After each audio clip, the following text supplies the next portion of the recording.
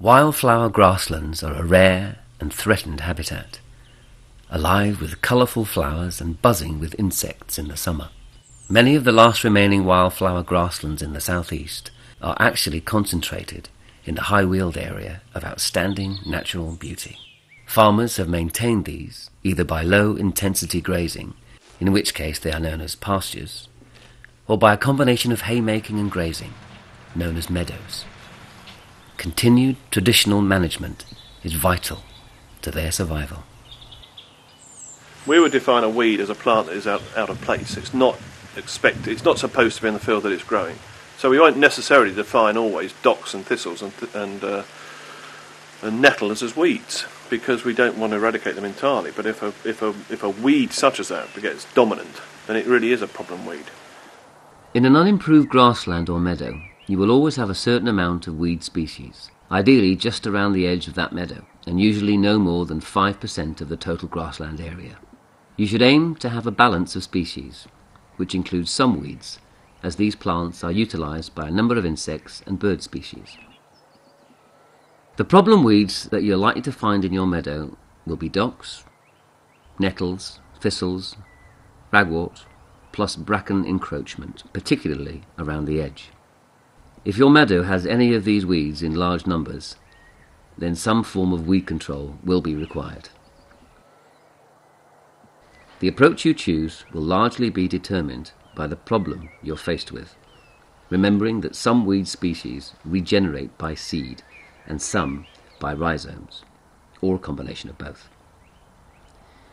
If you have isolated patches of weeds, you could do the work by hand, pulling or using one of the special hand tools that have now been developed.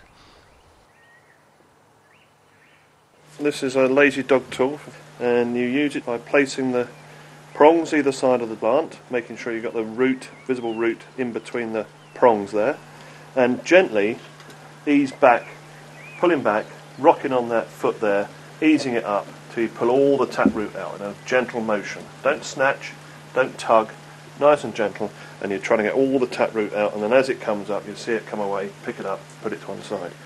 It's effective because you can visibly see the results you've had. This we use mainly for dock or ragwort, and there is a tool designed for use on creeping thistles where you just scalp the thistle off at ground level.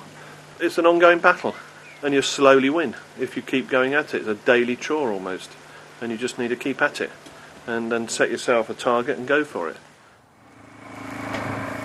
Bracken bruising is a process in which you run over bracken and that crimps the stem of the bracken. The plant is under the illusion that it is still alive and functioning normally, so its energy goes up into the growth of the plant. When winter comes and obviously it wishes to store that energy, it can't get back down to the root, the rhizome, so over time the rhizome will deplete and will die. From the end of June to the end of August is the perfect time for bracken bruising. If you think the problem is bigger, then a combination of targeted chemical application followed by cutting or hand pulling will probably be the best solution. The golden rule when using chemicals on weeds is that you always apply the chemical when the plant is actively growing, i.e. in spring or early summer. The most important thing to remember is that chemicals should only be applied to the weed in question and should never be blanket sprayed in wildflower grassland.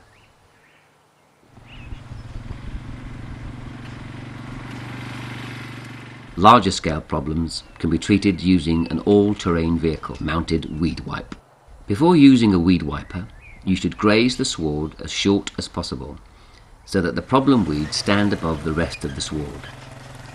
A weed wipe works by taking the appropriate chemical from a tank which is fed at the desired rate to a roller. When trailed behind an ATV or tractor, the roller wipes chemical onto the highest plants in its path. A weed wipe is most effective if you carry out 2 passes across the weeds in different directions, and the chemical is applied at the appropriate time of the year.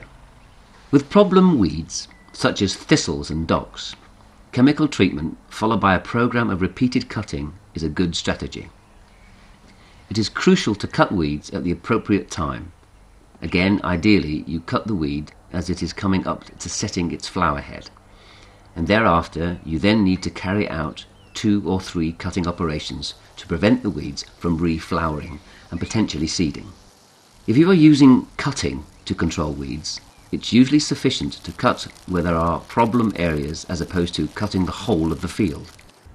If you're looking for a contractor to control weeds, you should ideally find one who has experience of working on wildflower grasslands.